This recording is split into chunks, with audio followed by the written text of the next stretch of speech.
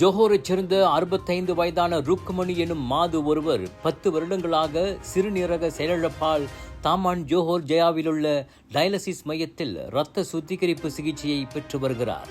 வாரத்தில் 3 முறை சிகிச்சையை மேற்கொண்டு வரும் இவருக்கு தற்போது இடது கையிலுள்ள பிஸ்துலா தளம் பாதிக்கப்பட்டுள்ளது. இந்த பிஸ்துலா தளம் சேதமடைய இவருக்கு கடந்த 1 மாதமாக கழுத்தில் குழாய் பொருத்தப்பட்டு சிகிச்சை வழங்கப்படுகிறது.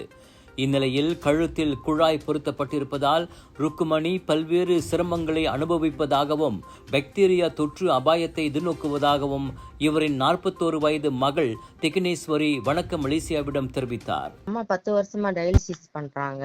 அம்மாவுக்கு இனிப்பு நீர் ரத்த கொதிப்பு நிறைய வசிக்கு இருக்கு. நடக்க முடியாது, ஒரு கண் பார்வை தெரியாது. அம்மா டயாலிசிஸ் பண்றாங்களா, அம்மா கையில உள்ள அந்த தாப்பா ரோஸ் ஆயிடுச்சு. அதனால அவங்க டெம்பரரியா கழுத்துல போட்டிருக்காங்க. இப்போ டயாலிசிஸ் கழுத்துல தான் அம்மா 1 மாசமா பண்ணிட்டு இருக்காங்க.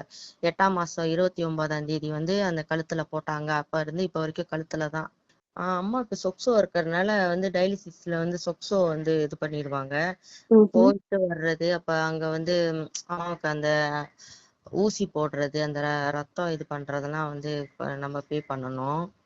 பஜிகான் இருக்கு. அப்புறம் இப்ப அம்மாவுக்கு அந்த தாப்பா போறதுக்கு 7500 வெள்ளி கேட்டிருந்தாங்க. இப்ப அதுக்கு தான் நாங்க உதவி கேட்டிருந்தோம். அப்ப யயாசான் சுல்தானாவோட உதவி எங்களுக்கு கிடைச்சது. 2000 வெள்ளி கொடுத்தாங்க. அப்புறம் அப்புறம் பேப்பர்ல எல்லாம் போட்டிருந்தாங்க. அம்மா போட்டோலாம் இது பண்ணி அக்கௌண்ட் நம்பர் போட்டிருந்தாங்க. அதுல ஒரு 400 வெள்ளி கிடைக்குது. தனித்து வாழும் ருக்குமணிக்கு துணை நிற்பதே இவரின் 41 வயது மகளும் 33 வயது மகனுமே.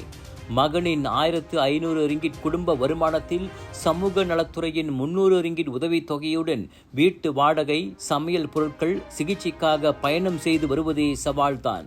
இந்நிலையில் மருத்துவர் விரைவில் இடது கையிலுள்ள பிஸ்துலா தளத்தை அறுவை சிகிச்சை செய்வது அவசியம் என தெரிவிக்க தற்போது சிகிச்சைக்காக 7500 ரிங்கிட்டிற்கு பொதுமக்களின் உதவியை நாடியுள்ளார்.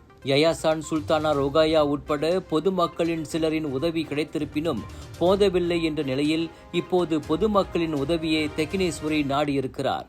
ருக்குமணி விரைவில் நலம் பெற திரையில் காணும் எண்ணில் பொதுமக்கள் உதவிக்கரம் நீட்டலாம்.